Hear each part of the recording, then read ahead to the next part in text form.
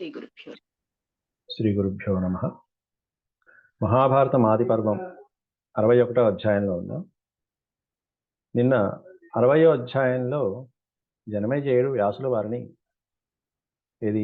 జనమేజయుడు చేస్తున్నటువంటి సర్పయాగం మధ్యలో వచ్చినటువంటి వ్యాసుల వారిని అడుగుతాడు. మా పితామహుల్ని, పితృదేవతల్ని, వీళ్ళందరినీ, పెద్దవాళ్ళనందరినీ నువ్వు చూసావు కదా, అసలు ఎంతో సఖ్యతతో ఉండవలసినటువంటి మా పెద్దలందరూ కూడా ఇలా భారత యుద్ధంలో ఎందుకు మరణించారు, ఎందుకు వాళ్ళ మధ్య ఈ భేదాభిప్రాయాలు వచ్చాయి అనేటువంటి వివరాలన్నీ అడిగాడు. కాబట్టి ఆ ఆఖ్యానాన్ని వ్యాసుల వారు శిష్యుడైనటువంటి వైశంపాయనుని చెప్పమని ప్రోత్సహించారు. వైశంపాయనుడు జనమేజయుడికి చెప్పడం అనేటువంటిది ఈ అధ్యాయం నుంచి ప్రారంభమవుతుంది. దీన్నే సంక్షిప్త భారత కథనం అని చెప్తారు.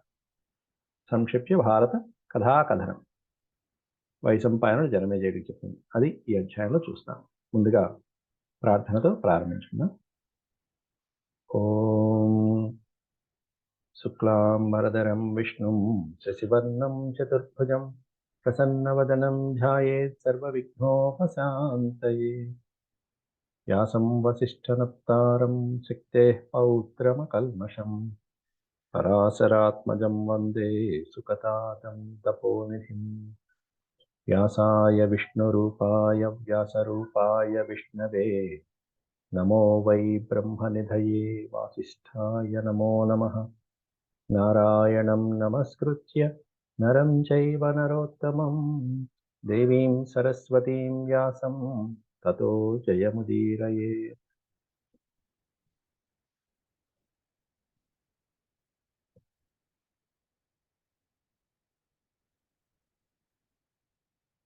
ఈ సంక్షిప్త భారత కథనంలో వైశంపాయనుడు వారు వ్యాసుల వారి యొక్క ఆజ్ఞతో జనమేజయుడికి మొదలు పెడుతున్నారు. వైశంపాయన ఉవాచ, మనకి భగవద్గీతలో కూడా వస్తుంది, శ్రుత్వా ధర్మాన్ దగ్గర నుంచి. అలా వైశంపాయన వారు, శృణు రాజన్యథా వీరా భ్రాతరః పంచ పాండవాః విరోధమన్వగచ్చంత ధార్తరాష్ట్రైర్దురాత్మభిః. హే రాజన్, ఓ జనమేజయ మహారాజా, శృణు, విను నాయన. యథా వీరాః భ్రాతరః, వీరులైనటువంటి సోదరులు ఎంతమంది? పంచపాండవాః, 5 సోదరులు, పంచపాండవులు 5 కూడా. విరోధమన్వగచ్చంత ధార్తరాష్ట్రైర్దురాత్మభిః, ధార్తరాష్ట్రులతో ఏ విధంగా విరోధాన్ని తెచ్చుకున్నారు అనేటువంటిదంతా కూడా చెప్తాను విను నాయన అని ధార్తరాష్ట్రులకి పక్కనే ఒక విశేషణం వాడారు. ఎలాంటి ధార్తరాష్ట్రులు? దురాత్మభిః ధార్తరాష్ట్రైః, దుర్మార్గులైనటువంటి ధార్తరాష్ట్రులతో ఏ విధంగా విరోధం వచ్చింది వాళ్ళకి అనేటువంటిది చెప్తున్నాడు ఇక్కడ. మరి పాండవులకి ఇచ్చినటువంటి విశేషం ఏమిటి అంటే ఇక్కడ వీరాః పంచపాండవ, వీరులైనటువంటి పంచపాండవులు, వీళ్ళందరినీ గెలిచినటువంటి పంచపాండవులు 5 వాళ్ళతో ఏ విధంగా విరోధం తెచ్చుకోవాల్సి వచ్చింది అని అక్కడి నుంచి ప్రారంభిస్తున్నాడు. అంటే డైరెక్ట్గా అడగంగానే భారతం మొదట్లో సంక్షిప్త భారతం అన్నాడు, అసలైనటువంటి భారతం ఇంకా మొదలు పెట్టాల. సంక్షిప్త భారతం అంటే ఇప్పుడు జనమేజయుడు అడగంగానే ఎందుకు వచ్చింది మా తల్లిదండ్రులకి వీళ్ళకి కౌరవులతో పోట్లాట అనేది అడిగాడు. కాబట్టి ముందు ఆ కాన్సెప్ట్ చెప్తున్నాడు. మా పెద్దవాళ్ళకి కౌరవులతో ఎందుకు గొడవలు వచ్చినప్పుడు పాండవులతో కౌరవులకి ఎందుకు గొడవ వచ్చిందో చెప్తున్నాడే కానీ మొదటి నుంచి వెళ్ళిపోవాలా, వంశం మొదటి నుంచి వెళ్ళిపోలే. ఇక్కడ ఎట్లా ఉంటుందంటే కథాకథనం, ఇప్పుడు ఎవరైనా మనకి ఈ ఊరు నుంచి ఆ ఊరికి దూరం ఎంత, సపోజ్ ఫర్ ఎగ్జాంపుల్ విజయవాడ నుంచి హైదరాబాదు ఎటు వెళ్ళాలి, ఎంత దూరం ఉంది అని అడిగినప్పుడు మనం ఎక్కడి నుంచి చెప్తాం? విజయవాడ నుంచి హైదరాబాద్కి వెళ్ళాలి అన్నప్పుడు మనం విజయవాడ నుంచి మొదలు పెడతాం. విజయవాడ నుంచి ఇబ్రహీంపట్నం, ఇబ్రహీంపట్నం నుంచి నందిగామ, ఇట్లా వెళ్ళాలని రూట్ చెప్తాం. అంతేగాని హైదరాబాద్లో కూకట్పల్లి ఉంది కదా, అక్కడి నుంచి ఇక్కడికి రా అని మొదట్లో వంశంలో ఉన్న పూర్వీకుల దగ్గర నుంచి రాకూడదు. అడిగింది జనమేజయుడు అంతకుముందు. కాబట్టి ఆ జనమేజయుడికి ముందు ఉన్నటువంటి పరీక్షిత్తు, ఆ పరీక్షిత్తు చేసినటువంటి ఆ సర్పాలు, శృంగి మహర్షి శాపాలు, అవన్నీ చెప్పుకుంటూ వచ్చి జనమేజయుడు సర్పయాగం చెప్పేశాడు, అయిపోయింది. దీనికి వీళ్ళకంటే ముందు వాళ్ళు ఎవరున్నారు? అభిమన్యుడు, పాండవుడు, అర్జునుడు, పంచపాండవుడు. అక్కడికి వస్తున్నాడు. అంటే ఇప్పుడున్నటువంటి ప్రస్తుత జనరేషన్ ఏదైతే ఉందో జనమేజయ మహారాజు ఉన్నాడు, అక్కడి నుండి మెల్లమెల్లగా వెనక్కి వెళ్తున్నాడు. అంతేగాని ఫస్ట్ నుంచి రావడం కాదు. ఇది సులభోపాయమైనటువంటి పద్ధతి కథా రచనలో. అట్లాంటి దాన్ని ఎంచుకున్నారు వ్యాసుల వారు. దీని తర్వాత అసలైనటువంటి ఇంకొక 20 అధ్యాయాల తర్వాత అప్పుడు 20, 30 అధ్యాయాల తర్వాత అప్పుడు వస్తారు భీష్ముడు, వ్యాసుల వారి యొక్క జననము, భీష్ముడు పుట్టడము. అంటే భీష్ముడి కంటే, వ్యాసుడి కంటే ముందు ఎవరు పుట్టారనేటువంటిది వస్తారు. శకుంతల, దుష్యంతుల కథ వస్తుంది. ఉపాఖ్యానాలు వస్తాయి. యయాతి, కచుడు, కచదేవయానీయం వస్తుంది. కచుడు, దేవయాని, యయాతి, ధర్మిష్ఠ వీళ్ళందరూ వస్తారు. వీళ్ళ గాథలన్నీ అయిపోయిన తర్వాత అప్పుడు శంతన మహారాజు, ఆ తర్వాత శంతనుడికి మళ్ళీ గంగ, ఆ తర్వాత భార్య సత్యవతి, తర్వాత విచిత్రాంగదుడు, భీష్ముడు వీళ్ళందరి యొక్క గాథలు 40 అధ్యాయాలు. ఇక్కడి నుంచి మళ్ళీ 40 అధ్యాయాల తర్వాత భీష్ముడు పుట్టడం, వ్యాస మహర్షి పుట్టడము, ఎలా పుట్టాడు, వాళ్ళ యొక్క గొప్పతనాలు అక్కడికి వస్తారు. మళ్ళీ ఈ మధ్యలో అసలైనటువంటి పూర్వీకుల వృత్తాంతం ఉంటుంది. మరి ఈ లోపల ఏం చెప్తున్నారంటే సంక్షిప్తంగా ఆయన అడిగినటువంటి ప్రశ్నకి టక్మని సమాధానం ఇచ్చేస్తున్నారు ఇక్కడ జనమేజయ ద్వారా. అంతేగాని మొత్తం అంతా చెప్పాక ఎప్పుడో సమాధానం రావటం కాదు. ఇచ్చిన ప్రశ్నకి, అంటే విద్యార్థి అడిగినటువంటి ప్రశ్నకి వెంటనే సమాధానం గురువు చెప్పేసి ఆ టక్మని. ఆ తర్వాత ఎవరన్నా వివరణాడు గురువుగారు మళ్ళీ ఇందాక చెప్పారు కదా, అది వివరంగా చెప్పడని స్టూడెంట్ ఆతృతతో అడిగేటువంటి స్టూడెంట్ ఉంటే అప్పుడు మళ్ళీ చెప్తారు. అలా ఇప్పుడు ఉంటున్నారు. కాబట్టి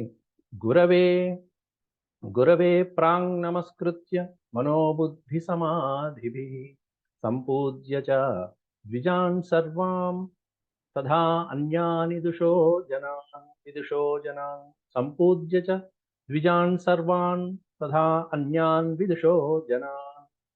ఫస్ట్ మొట్టమొదట ప్రారంభించే ముందు నాయన నేను నమస్కారం చేసుకుని ప్రారంభిస్తానంటూ ఎవరికి నమస్కారం చేస్తున్నాడు? గురవే నమస్కృత్య. ప్రాక్ అంటే మొట్టమొదట నేను గురువు గారికి నమస్కారం చేసుకుని, ఇవో ఇక్కడే ఉన్నారు పరమ పూజ్యులు వ్యాసుల వారు, వారికి నమస్కారం చేసుకుని గురవే ప్రాంగ్ నమస్కృత్య మనోబుద్ధి సమాధిభిః. ఎలా అంటే మనసుతోనూ బుద్ధితోనూ, సమాధిభిః అంటే లగ్నం చేయటం. నా మనసుని లగ్నం చేసి, నా బుద్ధిని లగ్నం చేసి, దేని మీద? గురవే, గురువు గారి మీద. ఆయన మీద నా మనస్సుని బుద్ధిని లగ్నం చేసి, నా అంజలిని సమర్పించి, సంపూజ్య చక్కగా పూజించి, వారిని పూజించి, ఎవరిని ఇంకా తర్వాత ద్విజాన్ సర్వాన్ తథా అన్యాని విదుషో జనాన్. ద్విజాన్ అంటే బ్రాహ్మణుల్ని, సర్వ బ్రాహ్మణులందరినీ కూడా చక్కగా పూజించి, విదుష అంటే పండితుడు, విదుష పండితులు ఎవరైతే ఉన్నారో, పండిత జనులు ఎవరైతే ఉన్నారో వాళ్ళందరినీ కూడా చక్కగా నేను సంపూజ్య పూజించి, ఆ తర్వాత ఈ భారత ఆఖ్యానాన్ని నేను చెప్తాను. ఆయన మహర్షే విశ్రుతస్యేహ సర్వలోకేషు ధీమతః ప్రవక్ష్యామి మతం కృత్స్నం వ్యాసస్యామిత తేజసః. మహర్షేర్విశ్రుతస్యేహ సర్వలోకేషు ధీమతః. అన్ని లోకాలలో ధీమతః, ధీ అంటే ఒక్క అక్షరానికి అర్థం బుద్ధి అని. ధీమంతులు అంటే బుద్ధిమంతులు.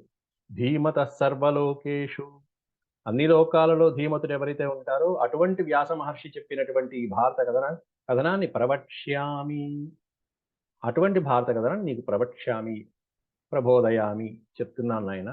ప్రవక్ష్యామి మతం కృత్స్నం వ్యాసస్య అమిత తేజసః. మొత్తం అంతా ఆ వ్యాసుల వారి యొక్క తేజస్సుతో, వ్యాసుల వారి నమస్కారం చేసుకుని నీకు చెప్తున్నాను నాయన. శ్రోతం పాత్రం, పాత్రః పాత్రుడు. పాత్రుడు అంటే అర్హత కలిగి ఉన్నటువంటి వాడిని పాత్రుడు అంటారు.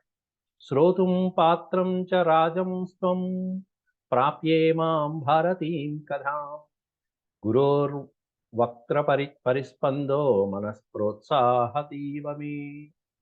ఈ మహాభారత కథని, భారతీం కథాం రాజః త్వం పాత్రం శ్రోతుం అన్నాడు ఇక్కడ. ఈ మహాభారత కథని వినటానికి మహారాజా నువ్వే అర్హుడైనటువంటి వాడు. ఎప్పుడైనా కథ చెప్పేటప్పుడు ముందు ఆడియన్స్ని పొగడాలి, ప్రశంసించాలి. అంటే వచ్చినటువంటి శ్రోత ఒక్కళ్ళైనా సరే అట్లాంటి వాడిని ప్రశంసించాలి. ఆహా నువ్వు కదా ఇట్లాంటి భక్తి కలిగినటువంటి వాళ్ళు అని చెప్పి. శ్రోతుం పాత్రం చ రాజం స్వం. త్వం అంటే నువ్వు కదా మహానుభావుడివి, పాత్రుడైనటువంటి వాడి. ఇది చదవటానికి, ఇది చెప్పటానికి, ఇది వినటానికి అర్హుడైనటువంటి వాడి నువ్వే నాయన. ఎందుకంటే అర్హత కలిగిన వాళ్ళకే చెప్పాలి. ఎవరికి పడితే వాళ్ళకి వేదాలని చెప్పకూడదు, శాస్త్రాలని బోధించకూడదు. ఏకలవ్యులు లాంటి వాళ్ళకి విలువిద్యను బోధించనన్నాడు ద్రోణాచార్యుడు. కాబట్టి అర్హత ఉండాలి, దాంట్లో గురువు చూస్తారు. కాబట్టి ఇక్కడ ఆయన వైశంపాయనుడు దీంట్లో చూసింది నువ్వు అర్హుడైనటువంటి వాడు మహారాజా, నీ వల్ల ఇంకా ఇది విశ్వవ్యాప్తం అవుతుంది. అందులో వినటమే కాకుండా నువ్వు దాంట్లో ఉన్నటువంటి పద్ధతులన్నీ ఆచరించేటువంటి అర్హత కలిగిన వాడివి, ఆచరించదగిన వాడివి. కాబట్టి శ్రోతుం పాత్రం చ రాజం స్వం ప్రాప్యే మాం భారతీం కథాం. నేను పొందినటువంటి భారత కథని నువ్వు వినటానికి నువ్వు అర్హుడైనటువంటి వాడివయ్యా. గురోర్వక్త పరిస్పందో మనః ప్రోత్సాహతీవ. మీ గురువు గారు ఉపదేశించినటువంటి భారత కథని చెప్పడానికి ప్రోత్సాహం మనః ప్రోత్సాహతీవ.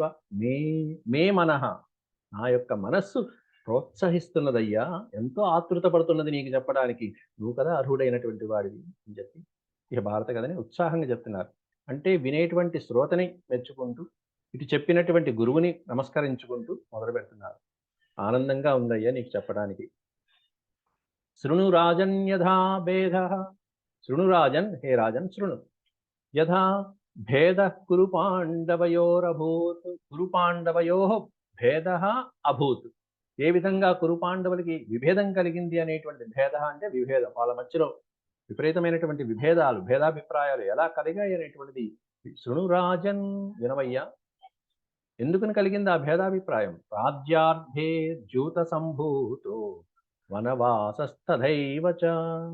రాజ్యం కోసము జూదమాటము, మాయాజూదం అనేటువంటి ఒక వంకతో ఆ శకుని ఆడించినటువంటి ఆ మాయాజూదం, రాజ్యం కోసం, ధనం కోసం, పాండవులకు ఉన్నటువంటి స్వీయం సంపదలకి అసూయపడి మాయాజూదాన్ని ఆడినటువంటి ఆ సంఘటన. ఆ తర్వాత వనవాసైస్తథైవ చ, పాండవులు వనవాసం చేయటం అనేటువంటి ఆ ఘట్టాలు. యథా చ యుద్ధమభవత్ పృథివీ క్షయకారకం తత్తేహం కథయిష్యామి పృచ్ఛతే భరతర్షభ. భరతర్షభ, భరతవంశంలో ఋషభ, భరతవంశంలో శ్రేష్ఠుడైనటువంటి వాడు ఓ జనమేజయ మహారాజా. యథా చ యుద్ధమభవత్, ఏ విధంగా యుద్ధం సంభవించింది, మహాభారత సంగ్రామం ఏ విధంగా యుద్ధం జరిగింది, దేనికోసం యుద్ధం జరిగింది? కేవలం పృథివీ, భూమి కోసం, సంపద కోసం, రాజ్యం కోసం ఏ విధంగా యుద్ధం జరిగింది? కొట్టుకుని వచ్చారు అందరూ, లక్షల లక్షల కోట్ల కోట్ల మంది. అది కూడా దానికి కారణం చెప్తున్నారు. పృథివీ క్షయకారకం, భూభారం తగ్గించడానికి అన్నట్టుగా యుద్ధం జరిగింది. మొత్తం నిజంగా భూమాత సంతోషించింది. అసురులందరూ నశించారు. తత్తేహం కథయిష్యామి పృచ్ఛతే భరతర్షభ. ఓ భరతర్షభ, నువ్వు అడిగితే నేను ఇవన్నీ చెప్తున్నాను ఆయన. తత్తేహం కథయిష్యామి, తే అహం కథయిష్యామి. తే అంటే నీకు, ఇవన్నీ నేను, అహం కథయిష్యామి నేను చెప్తున్నాను. మృతే పితరి, తండ్రి చనిపోగానే, పితరి మృతే, తండ్రి అయినటువంటి పాండురాజు చనిపోగానే పాండవుల 5గురు కూడా ఆ అరణ్యంలోంచి రాజ్యానికి వచ్చారయ్యా అంటూ మొదలు పెడుతున్నాడు ఇక్కడ. మృతే పితరితే వీరాహ, ఇక్కడ వీరులైనటువంటి వాళ్ళు అన్నాడు. ఈ వీరులు ఎవరంటే మొట్టమొదటి పద్యంలో చెప్పాడు. వీరాహ భ్రాతర పంచ పాండవాహ అని చెప్పాడు ఇక్కడ. ఇక్కడ కూడా అదే చెప్తున్నాడు. మృతే పితరితే వీరాహ వనా వనాదేత్య స్వమందిరం సచి అచిరాదేవ విద్వాంసో వేదే ధనుషి చాభవన్. మృతే పితరితే వీరాహ, ఆ 5గురు పాండవులు కూడా తండ్రి మరణించిన తర్వాత, పాండురాజు అయినటువంటి తండ్రి శాపవశాత్తు మరణించిన కారణంతో మాద్రి కూడా సహగమనం చేశాక, సతీ సహగమనం అక్కడే అగ్నిలో దగ్ధమైపోయిన తర్వాత తల్లి అయినటువంటి కుంతీదేవిని తీసుకుని వీరులైనటువంటి పంచపాండవులు మహర్షుల యొక్క సహాయంతో వనాత్ ఏత్య స్వమందిరం, వనాదేత్య విడతీస్తే వనాత్, వనము నుండి, ఆ అరణ్యము నుండి, స్వమందిరమేత్య తమ యొక్క భవనాలకి వచ్చి, స్వమందిరం అంటే ఇక్కడ పెదనాన్నగారైనటువంటి ధృతరాష్ట్రుని యొక్క మందిరానికి వచ్చి, అచిరాదేవ విద్వాంసో వేదే ధనుషి చాభవన్. అక్కడ వీళ్ళతో పాటుగా, కౌరవులతో పాటుగా కృపాచార్యుడి దగ్గర, ద్రోణాచార్యుడి దగ్గర, పండితులందరి దగ్గర అచిరాదేవ విద్వాంస, విద్వాంసులుగా వాళ్ళందరూ కూడా చక్కగా అభివృద్ధిగాంచారు. సకలమైనటువంటి వేదాలలో, వేదాంగాలలో ధనుషి, ధనుర్వేదంలో పాటుగా, వేదాలతో పాటుగా ధనుర్వేదంలో కూడా అద్భుతమైనటువంటి విద్వాంసులుగా తయారయ్యారు ఈ పిల్లల 5గురు కూడా. ఎంత కాలంలో? అచిరాదేవ, అచిరాత్ అంటే త్వరలోనే అని అంటారు. చిరకాలము అంటే లాంగ్ పీరియడ్, అచిరాత్ అంటే త్వరలో, ఇమీడియట్, విత్ షార్ట్ ఇంటర్వెల్. తక్కువ సమయంలోనే, తక్కువ వ్యవధిలోనే వీళ్ళందరూ కూడా విద్వాంసులు, వేదవేత్తలు, ధనుర్వేద నిష్ణాతులైపోయారు అతి తక్కువ కాలంలో పాండవుల 5గురు. ఎందుకంటే అడిగింది జనమేజయుడు వాళ్ళ తండ్రులు, వాళ్ళ పూర్వుల గురించి చెప్తున్నాడు. తాం తాంస్తథా సత్వవీర్యౌజః సంపన్నాన్ పౌర సమ్మతాన్ నామృష్యన్ కురవో దృష్ట్వా పాండవాన్ శ్రీయశో కృతః. తాంస్తథా ఆ విధంగా వాళ్ళు చక్కగా అతి తక్కువ సమయంలోనే మయసభని నిర్మించుకున్నారు. అద్భుతమైనటువంటి సభాభవనము, రాజసూయ యాగము చేశారు ధర్మరాజు. అద్భుతంగా అర్జునుడు కాస్త అన్ని దేశాలు తిరిగొచ్చాడు, అందరిని జయించాడు, సంపద తీసుకొచ్చాడు. ఇక్కడ కాస్త రాజసూయ యాగం చేశాడు ధర్మరాజు. అద్భుతమైనటువంటి సంపదలు, ఆ మయసభ అద్భుతమైనటువంటి శిల్ప నైపుణ్యము, సిరి సంపదలు చూసి దుశ్శాసనుడు, దుర్యోధనుడు, కౌరవులు వీళ్ళందరూ కూడా ఏడ్చి ఏడ్చి నానా గగ్గోలు పడ్డారు. అది ఇక్కడ చెప్తున్నారు. ఇక్కడ తాంస్తథా సత్య వీర్యౌజః సంపన్నాన్ పౌర సమ్మతాన్. సత్యవంతులైనటువంటి వాళ్ళు, పరాక్రమవంతులైనటువంటి వాళ్ళుగా పుట్టినటువంటి ఈ 5గురు పాండవులు అద్భుతంగా పెరిగి పెద్దవాళ్ళై నామృష్యన్ కురవః. కురవః అనే పదానికి అర్థం కౌరవః. కురురాజులైనటువంటి దుర్యోధనాదులు, దుష్ట చతుష్టయము సోదరులందరూ దృష్ట్వా వాళ్ళందరూ చూసి ఏం చూశారట? పాండవాన్ శ్రీ యశో భృత. ఇక్కడ శ్రీ యశస్సు అని ఇచ్చారు. ఇక్కడ శ్రీ అంటే సంపద, యశ అంటే కీర్తి. పాండవులకు వచ్చినటువంటి కీర్తిని, సంపదని చూసి, దృష్ట్వా చూసి, కురవః నా అమృష్యన్ భరించలేకపోయారు, సహించలేకపోయారు, ఓర్వలేకపోయారు, కుళ్ళుకుంటున్నారు. నా మృష్యన్ కురవో దృష్ట్వా పాండవాన్ శ్రీ యశో కృతః. ఇట్లాంటి కీర్తిమంతులు ఇంకెక్కడన్నా ఉన్నారా? ఇట్లాంటి సంపదవంతులు, శ్రీమంతులు ఎక్కడన్నా ఉన్నారా? వీళ్ళ 5గురు తప్ప ఇంకెక్కడా లేరు. అది ప్రత్యక్షంగా చూసినటువంటి వాడు దుర్యోధనుడు. దాంతో ఇక నేను బతకడం అనవసరం అనుకున్నాడు. అక్కడికక్కడే ఆ రోజు చనిపోదాం అనుకున్నాడు దుర్యోధనుడు. కాబట్టి ఆ తర్వాత ఏం జరిగింది? తతో దుర్యోధన క్రూరః కర్ణశ్చ సహ సౌబలః తేషాం నిగ్రహ నిర్వాసాన్ విధాంస్తే సమారభన్. ఇక అక్కడి నుంచి వాళ్ళని ఈ ప్రదేశాన్ని విడిచిపెట్టి పంపించేసేటువంటి ఏర్పాట్లు చేశారు. ఎవరు? దుర్యోధన క్రూరః. ఈ దుర్యోధనుడు పేరు వాడినప్పుడల్లా పక్కన వ్యాసుల వారు ఒక విశేషణం వాడతారు. ఇట్లాంటివి క్రూరః, దుష్టః, ఇట్లాంటివి. క్రూరుడైనటువంటి దుర్యోధనుడు, కర్ణుడు, సౌబల సౌబల. సౌబలుడు అనే పదానికి అర్థం సుబలపుత్రుడు అని అర్థం. అంటే అక్కడ శకుని, సుబల దేశ రాకుమారుడు శకుని. కర్ణుడు, దుశ్శాసనుడు, దుర్యోధనుడు, ఈ దుష్ట చతుష్టయం నలుగురు కలిసి తేషాం నిగ్రహ.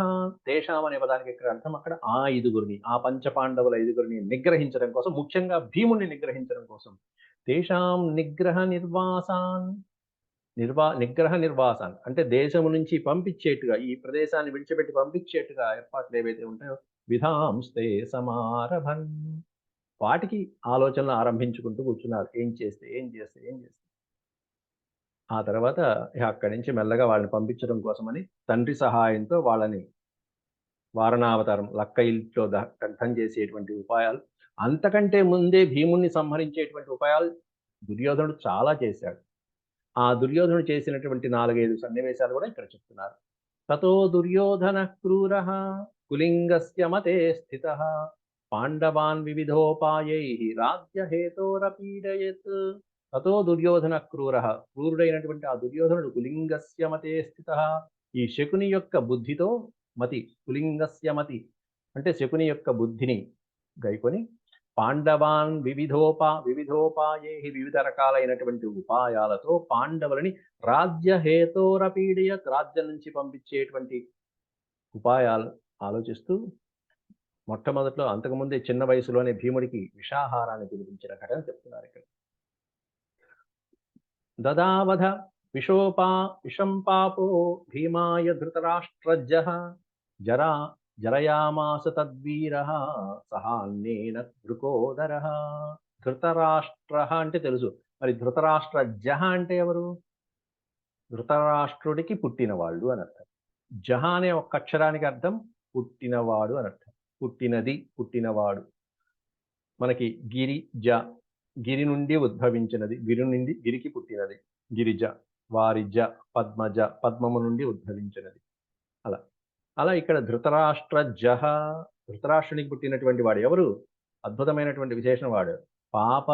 పాపాత్ముడైనటువంటి ఆ ధృతరాష్ట్ర పుత్రుడైనటువంటి ఆ దుర్యోధనుడు భీమాయ భీముణ్ణి సంహరించడం కోసం ఏం తినిపించాట? విషం దధావధ, విషాహారాన్ని పెట్టాడు. ఈ విషాహారాన్ని తిన్న తర్వాత శుభ్రంగా అరిగించేసుకున్నాడు ఆ మహానుభావుడు భీమసేనుడు కాస్త. ఎంతో విషం పెడితే జరయామాస, జరయామాస అంటే జీర్ణం చేసుకోవడం. శుభ్రంగా కడుపులో అంత విషాహారం కాస్త జరయామాస తద్వీర సహాన్నేన వృకోదర, ఆ అన్నంతో పాటుగా ఆ విషాన్ని కూడా హరించేసుకున్నాడు ఆ వీరుడైనటువంటి వృకోదర అని పెట్టారు. కవులు రాసేటప్పుడు భీముడికి ఎన్నో పేర్లు ఉండొచ్చు. ఎన్నో పేర్లున్నా కూడా ఆ సందర్భాన్ని బట్టి ఆ పేరే వాడతారు. అట్లా ఇక్కడ కూడా వృకోదరః అని వాడారు ఇక్కడ. భీమసేనః అని లేకపోతే పాండవ మధ్యమః అని ఇంకోటి పాండవాగ్రజం అని ఏదో పదాలు వాడకుండా వృకోదరః అనే పదం వాడారు అంటే దానికి విశేషమైన పదం ఏంటంటే, వృకము అనే పదానికి అర్థం ఏంటంటే మామూలుగా తోడేలు అని అర్థం. తోడేలు అంటే ఉదరం కలిగిన వాడు అని ఒక అర్థం. కానీ ఇక్కడ విశేషమైన అర్థం భీముడికి చెప్పుకునే అర్థం. వృకము అంటే మామూలుగా మనందరిలో తిన్న ఆహారాన్ని మనకి శమింప చేయటానికి, అంటే జీర్ణం చేయటానికి లోపల ఉండేటువంటి జఠరాగ్ని మనకి ఆవగింజంత ఉంటుంది. కానీ వృకము అంటే ఈ బొటనవేలు సైజు. ఈ బొటనవేలు పరిమాణం ఎంతైతే ఉంటుందో అంత జఠరాగ్ని కలిగినటువంటి వాడు. అంటే జీర్ణం చేసుకోవటానికి ఉపయోగపడేటువంటి జఠరాగ్ని ఈ పరిమాణం కలిగినటువంటి వాడిని వృకోదరుడు అంటారు. మీకు సందేహం వస్తే ఇక్కడ కింద మనకి ఫుట్ నోట్స్ ఇస్తారు చక్కగా. దీన్ని చూసి మనం చెప్పుకోవచ్చు వృకోదరః అనేటువంటిది.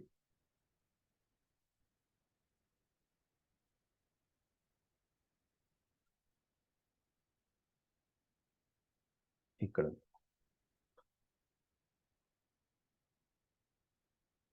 ఇది చూడండి ఒకసారి. వృకనామ బహుభక్షో అగ్నిరుదదే యస్య స వృకోదరః. వృకోదరుడు అంటే వృకనామ, వృక పరిమాణంతో కలిగినటువంటి బహుభక్షో అగ్నిరుదరే. ఉదరము అంటే పొట్ట, పొట్టలో అగ్ని కలిగినటువంటి వాడు. ఎంత పరిమాణంలో? వృకనామ బహుభక్షో అగ్ని, ఎంత తిన్నా సులభంగా హరించగలిగినటువంటి అంత పరిమాణం కలిగినటువంటి అగ్ని, జఠరాగ్ని కలిగినటువంటి వాడు, ఉదరంలో కలిగినటువంటి వాడు ఎవరైతే ఉంటారో అతడిని వృకోదరుడు అంటారు. అంతేగాని నక్క పొట్టలా, తోడేలు పొట్టలాగా ఉన్నటువంటి వాడు అనేటువంటి అర్థం కాదు అక్కడ అర్థం. ఇది అసలైనటువంటి అర్థం. ఇది చూసి మనం వ్యాఖ్యానాలు చెప్పుకుంటూ వెళ్ళాలి. అట్లా ఇక్కడ అంత పరిమాణం కలిగినటువంటి అగ్ని కలిగినటువంటి వాడు కాబట్టి వృకోదరుడు అని పేరు అక్కడ. జరయామాస తద్వీరః సహాన్నేన వృకోదరః. ఆ వృకోదరుడు కాస్త అన్నంతో పాటుగా ఆ విషాహారాన్ని కూడా సులభంగా జీర్ణం చేసుకుని హాయిగా మళ్ళీ లేచి వచ్చేసాడు నిద్ర నుంచి. మళ్ళీ ఇంకొక ప్రయోగం కూడా చేశారు. గంగలో పడేశారు. కాళ్ళు చేతులు మొత్తం అంతా కట్టేసి పడేసి మత్తుమందు పెట్టేసి శుభ్రంగా గంగలో పడేశారు నిద్రపోతున్నటువంటి భీముని కాస్త. ప్రమాణకోట్యాం, ఎక్కడ జరిగింది ఈ సన్నివేశం కూడా అడ్రస్ కూడా చెప్పేశారు వ్యాసుడు వారు. ప్రమాణకోట్యాం అని గంగా తీరంలో ఒక ప్రధానమైనటువంటి ఘాట్ అది, ప్రమాణకోటి ఘాట్. ప్రమాణకోట్యాం సంసుప్తం, సుప్త అంటే నిద్రపోతున్నటువంటి వాడు, సంసుప్తం బాగా నిద్రలో ఉన్నటువంటి వాడు. సుప్త అంటే నిద్ర, సంసుప్తం అంటే బాగా మంచి గాఢమైనటువంటి నిద్రలో ఉన్నటువంటి భీమసేనుని కాస్త ప్రమాణకోట్యాం సంసుప్తం పునర్బద్ధ్వా వృకోదరం తోయేషు భీమం గంగాయాః ప్రక్షిప్య పురమావ్రజత్.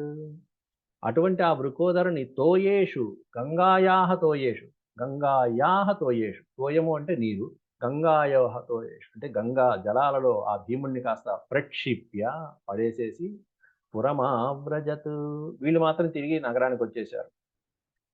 ఆ భీముడు కాస్త అక్కడికి వెళ్ళటం, ఆ తర్వాత భవబంధాలన్నీ తెంచుకుని శుభ్రంగా హాయిగా వచ్చేసాడు మళ్ళీ ఆ బంధనాన్ని తెంచుకుని.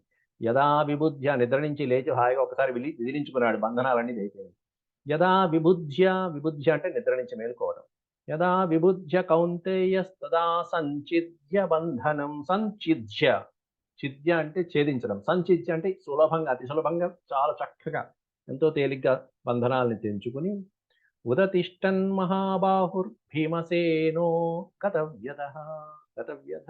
ఉదతిష్టన్ మహాబాహులు కలిగినటువంటి ఆ భీమసేనుడు ఉదతిష్టన్ నిద్ర నుంచి మేల్కొని ఆ గంగలో ఆ జలాల నుంచి పైకి వచ్చి చక్కగా మళ్ళీ తిరిగి వచ్చేసి బాగున్నారా, బాగా చేశారా, ఏం చూసారా, ఆశ్చర్యపోతున్నారు వాళ్ళు. ఈ విధమైనటువంటివి ఎన్నో రకాలుగా చేసుకుంటూ వచ్చారు. భీమసేనుడు తక్కువ వాడేం కాదు, ఈయన అల్లరివాడే. కౌరవులందరూ 100 మంది చెట్టుకి దాగుడు మూతలు ఆడుకుంటుంటే ఆ చెట్టును ఊరికే ఇట్లా కదిలిచ్చేవాడు. వాళ్ళందరూ విడేయాలి, మన కింద పడేవాళ్ళు. కాకపోతే భీమసేనుడి యొక్క అల్లరిలో చిన్నతనమే ఉంది గానీ, చిలిపితనమే ఉంది గానీ, వాళ్ళని చంపాలనేటువంటి దురాశ లేదెక్కడ భీమసేనుడిని. కానీ వీళ్ళు భీమసేనుడిని సంహరించాలనే దురాశ. అంటే ఆయన బుద్ధికి, క్రూయల్టీ లేదు. కరెక్ట్‌గా చెప్పు. ఆయన క్రూరత్వం లేదు. ఆయన వయసుకి తగ్గట్టుగా చిలిపి చేష్టలు, చిన్నతనంతో అలా ఆడుకున్నారు. అది సహజమైనటువంటి గుణం ఏ ఏ పిల్లవాడికైనా. కానీ ఇది పిల్ల వయసులోనే క్రూరత్వము, ఇతన్ని సంహరించాలనే దుర్బుద్ధి చిన్న వయసు నుండే వచ్చింది. ఆసీ విషైః అంతేకాకుండా విషసర్పాలని తీసుకొచ్చారు భీముడిని కనిపించడం కోసం అని చెప్పి. ఆసీ విషైః కృష్ణ సర్పైః నల్లటి తాచుపాములతో విషాగ్ని చెందేటువంటి ఆ కృష్ణ సర్పాలతో, నల్లటి తాచుపాములతో సుప్తం చైనమదంశయత్ సుప్తం నిద్రపోతున్నటువంటి ఆ భీమసేనుడిని అదంశయత్ కరిచెట్టు చేశారు. ఎక్కడ? సర్వేషు అంగదేశేషు అతని యొక్క సర్వాంగాలలో మొత్తం ప్రతి ప్రదేశంలోను ప్రతి దేహంలో ఉన్నటువంటి ప్రతి అంగానికి కూడా నమమారస శత్రుహ ఆ విధంగా ఎంత విషాహారాన్ని ఎక్కించడానికి ప్రయత్నించినా కూడా పాముల చేత కరిపించడానికి ప్రయత్నించిన తేషాంతు విప్రకారేషు ఇక్కడ ఆ విధంగా ప్రయత్నించినా కూడా నమమార సశత్రుహ అన్నాడు అక్కడ. నమమార ఆ శత్రువులు అతన్ని చంపలేకపోయారు ఆ భీమసేనుడు. ఇలా ఎన్నో రకాలుగా వాళ్ళు ప్రయత్నించినా కూడా ఒక భీమసేనుడి మీదే, మిగతా వాళ్ళ మీద ఎక్కువగా ఇది పట్ల. ఎందుకంటే బలవంతుడైనటువంటి వాడు భీముడే కదా. ఇలాంటి కార్యక్రమాలన్నిటిలో కూడా వీళ్ళని రక్షించింది, ఆదుకున్నది ఎవరయ్యా అంటే మహానుభావుడు అక్కడున్నాడయ్యా అని కింద చెప్తున్నారు. ఎవరయ్యా అంటే తేషాం తు విప్రకారేషు తేషు తేషు మహామతిః మహామతిః ఒక్కడున్నాడు మహామతి. మోక్షణే ప్రతికారే చ విదురో అవహితో అభవత్ మహానుభావుడైనటువంటి యమధర్మరాజు యొక్క అంశతో పుట్టినటువంటి వాడు సాక్షాత్తు యముడే విదురుడుగా పుట్టాడు. అటువంటి ఆ విదురుడు తేషాంతు విప్రకారేషు తేషాం వాళ్ళకి ఆ పాండవుల ఐదుగురికి కూడా ఈ శత్రువులు చేస్తున్నటువంటి తేషు కార్యక్రమాలు ఏవైతే ఉన్నాయో రకరకాలైనటువంటి ఉపద్రవాలు ఏవైతే ఉంటాయో వాటినన్నింటినీ గమనించి ఆ కార్యక్రమాలన్నింటినీ గమనించి మోక్షణే ప్రతికారే ఆ ఆపద నుండి ప్రతికారే తప్పించేటువంటి ఉపాయాన్ని ఆలోచించినటువంటి వాడెవరి అంటే విదురుడు. అంటే వెనకాల నేపథ్యం తెర వెనకాల ఉండి నడిపించి వాళ్ళని రక్షించి అడుగడుగున కంటికి రెప్పలా కాపాడుకుంటూ వచ్చినటువంటి వాడు విదురుడు. ఎలా రక్షించాడంటే ఇంద్రుడు ప్రజల్ని జీవకోటిని ప్రాణుల్ని ఎలా రక్షించాడో అలా రక్షించాడని ఇలా చక్కటి ఉపమాలంకారంతో చెప్తున్నారు. స్వర్గస్థ జీవలోకస్య యథా శక్ర సుఖావహ పాండవానాం తథా నిత్యం విదురోపి సుఖావహ పాండవులని నిత్యము విదురుడు సుఖావహ సుఖంగా ఉండేట్టుగా చేసినటువంటి వాడు. ఎలా అంటే స్వర్గస్థ స్వర్గంలో ఉండేటువంటి దేవతలు, యక్షులు, గంధర్వ కిన్నరులందరినీ, అలాగే జీవలోకస్య సమస్త ప్రాణికోటికి కూడా ఏ విధంగా అయితే శక్ర సుఖావహ శక్రుడు సుఖాన్ని కలిగిస్తూ ఉంటాడో, దేవేంద్రుడు సుఖాన్ని కలిగిస్తూ ఉంటాడో. ఎందుకంటే దేవేంద్రుడు సమస్త దేవతలకి కూడా అధిపతి అయినటువంటి వాడు. ఎవరికి ఎప్పుడు ఏం కావాలి అనేటువంటిదంతా చూసుకునేటువంటి వాడు. అది వర్షం రూపంలో అవ్వచ్చు, లేకపోతే మరో రూపంలో అవ్వచ్చు, వాళ్ళకి మాత్రం సుఖాన్ని కలిగిస్తూ ఉంటాడు. అలాగే ఇక్కడ కూడా విదురుడు కూడా పాండవులకి అటువంటి సుఖాన్ని కలిగిస్తూ ఉన్నాడు. యదాతు వివిధోపాయైః సమృద్ధైర్వివృతైరపి నాశకద్ వినిహంతుం తాం దైవభావ్యర్థ రక్షితాన్. యదాతు వివిధోపాయైః రకరకాలైనటువంటి ఉపాయాలతో వివృతైరపి పాండవుల్ని అనేక రకాలుగా వాళ్ళని హింసించి నాశనం చేద్దామని విపరీతమైనటువంటి ప్రయత్నాలు చేస్తున్నప్పటికీ కూడా నాశకత్ వినిహంతుం నా అశకత్ అశకత్ అంటే సాధ్యం కాలేదు అని అర్థం. నా అశకత్ కౌరవులకి అది సాధ్యం కాలేకపోయింది. ఎందువల్ల? వినిహంతుం హంతుం అంటే చంపడము, వినిహంతుం పాండవుల్ని ఆ భీమసేనుని సంహరించడం అనేటువంటి దాంట్లో వాళ్ళు విఫలులైపోయారు. ఎందుకంటే ఒక్క విదురుని యొక్క ఆలోచనలు, అటు పక్కన భీముడి పక్షాన ఉన్నటువంటి కొండంత దైవ బలం. నాశకద్వినిహంతుం తాం దైవ భావ్యర్థ రక్షితాన్ ఎందువల్లంటే దైవ భావ్యర్థ రక్షితాన్ అన్నారు. దేవభావనలు కలిగినటువంటి వాళ్ళు తమ జన్మ వాళ్ళు ఎట్లాంటి ఏ విధంగా పుట్టారనేటువంటిది మీకు ముందు ముందు చెప్తాం. కాబట్టి అట్లాంటి దైవ భావ్యార్థ రక్షితాన్ తతః సంమంత్ర్య సచివైర్ వృష దుశ్శాసనాదిభిః ధృతరాష్ట్రమనుజ్ఞాప్య జాతుషం గృహమాదిశత్. జాతుషం గృహం, జాతుషం అనే పదానికి అర్థం లక్క. లక్కతో చేసినటువంటి గృహం, లాక్ష్యాగృహం, దాన్ని జాతుషం అంటారు. ఎన్ని రకాలుగా చూసినా వాళ్ళని సంహరించలేకపోతున్నాము. కాబట్టి ఏం చేయాలి? అందువలన వారణాసి దగ్గర ఉన్నటువంటి వారణావతరం అనేటువంటి గ్రామంలో, అక్కడ చాలా బాగుంది. ఆ గ్రామంలో వ్యాపారస్తులు, బ్రాహ్మణులు వీళ్ళందరూ కూడా ఎంతో ఆదర్శవంతంగా తీర్చిదిద్దారు. ఆ గ్రామం ఆదర్శవంతమైనది. కాబట్టి ముందు రాజు అయినటువంటి వాడు తప్పకుండా దాన్ని చూసి రావాలనే ఒక అడ్వర్టైజ్మెంట్ లాగా వాళ్ళకందరినీ రాజ్యంలో ధృతరాష్ట్రుడి ముందే రకరకాలుగా ఒక్కొక్కళ్ళు ఒక్కో రోజు వచ్చి చెప్పడం ప్రారంభించారు. దాంతో ధృతరాష్ట్రుడు కాస్త ఈ దుర్యోధనాదులు చెప్పిన మాట విని పాండవుల్ని వారణావతరానికి పంపించడం జరిగింది. అది ఇక్కడ చెప్తున్నారు. తతస్సమంత్ర్య, సమ్మంత్ర్య, సమ్మంత్ర్య అంటే బాగా ఆలోచించి, మంత్ర్య మంత్రాంగము చేసి, తతస్సమ్మంత్ర్య సచివై, సచివ అంటే మంత్రులతోను, అలాగే ఈ దుశ్శాసన కర్ణశకులు నలుగురు బాగా ఆలోచించుకొని ధృతరాష్ట్రమనుజ్ఞాప్య, ధృతరాష్ట్రుని కూడా ఒప్పించి ఆయన ఆజ్ఞతో జాతుషం గృహమాదిశతు.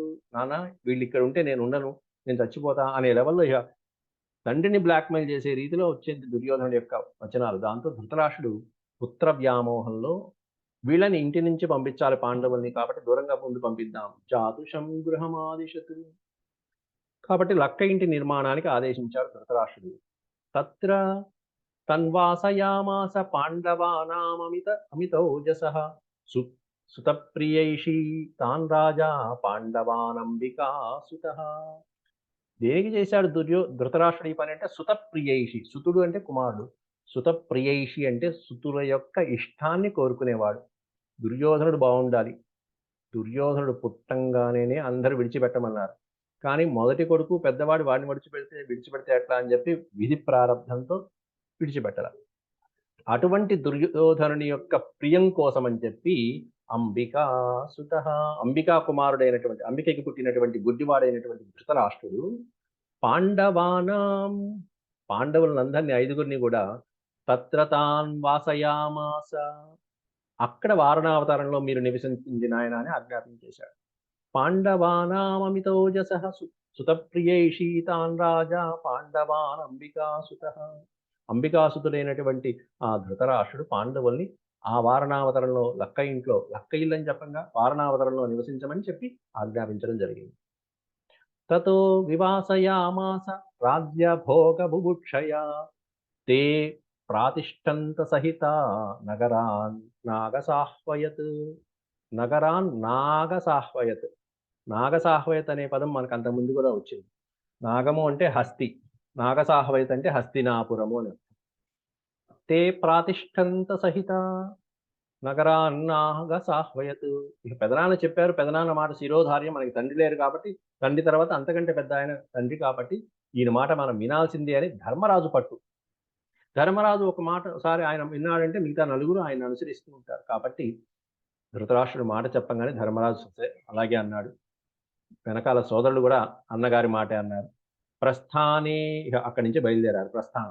ప్రస్థానే చాభవన్ మంత్రి క్షత్తా తేషాం మహాత్మనాం. మహానుభావుడైనటువంటి క్షత్త అనే పదం విశేషమైన పదం. విదురుడికి పేరు. రక్షించేటువంటి వాడు, కాపాడేటువంటి వాడు, ఆపదల్లో కాపాడేటువంటి ఆ విదురుడు తేషాం వాళ్ళందరినీ జాగ్రత్తగా గమనించుకుంటూ వెళ్ళేటప్పుడు ఒక విషయం చెప్పాడు. ఆయన మీరు వెళ్తున్నారు కదా అని చెప్పి ధర్మరాజుని పక్కకి పిలిచి ఒక మాట చెప్తాడు. అద్భుతమైనటువంటి మాట. ఆ మాట మనకి తర్వాత వస్తుంది.